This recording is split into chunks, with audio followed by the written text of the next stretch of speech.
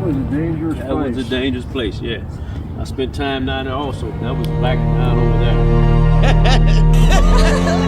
And then, just an hour ago, Lamont emerges from the Wyandotte County Jail a free man, a moment he and his supporters have worked tirelessly to make happen, and then it did. In fact, the same prosecutor's office that tried him for a 1978 triple murder has since determined he's innocent. So to Mr. Strickland, I am profoundly sorry for the harm that has come to you. Spend this birthday awake as long as I could. You know, never know if this is going to be the last one. This is the 43rd birthday he spent behind bars. Everybody's heard of PTSD, right? Post-traumatic stress syndrome. How many of you are suffering? Free, walking out of prison for the first time in more than 12 years.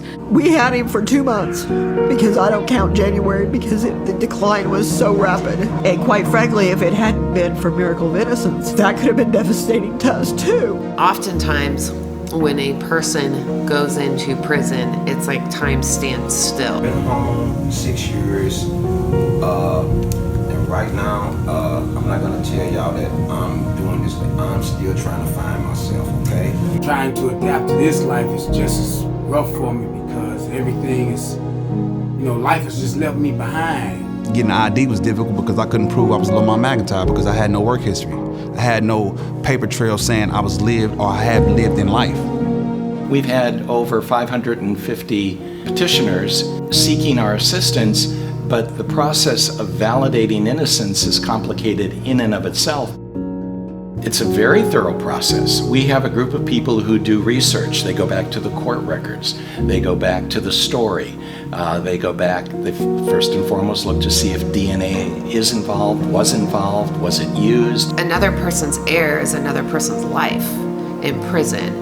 Kevin Strickland was in for 44 years. But he had like a physical disability while he was on the inside because he was receiving such poor medical care. And when he got out, he received proper medical care. Now he can walk, and he was like in a wheelchair for 10 years. For those who would venture with us and journey with us, we would ask that you just consider that there are some people in prison who shouldn't be there.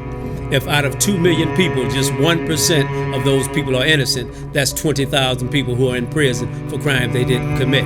I'm still stripped of opportunities because this conviction still weighs over my head. It is not right. It's not fair. I don't even recognize the area that I grew up in. Breaking news at 4. Convicted murderer Marcellus Williams no longer facing the death penalty. Instead, he will serve life in prison without the possibility of parole. Today, me just being wholeheartedly honest, it's not the decision I would have been leaning towards, you know what I'm saying? Because I want a full exoneration because I believe wholeheartedly that my father that he is innocent, but we're still fighting. It's not over. Well, and what people don't realize is that when you are in prison for a crime you did not commit, but for whatever reason law enforcement wants you in there. They want you in there, knowing that you're innocent. Their objective is to steal your identity from you forever and in every way. And that's what they did.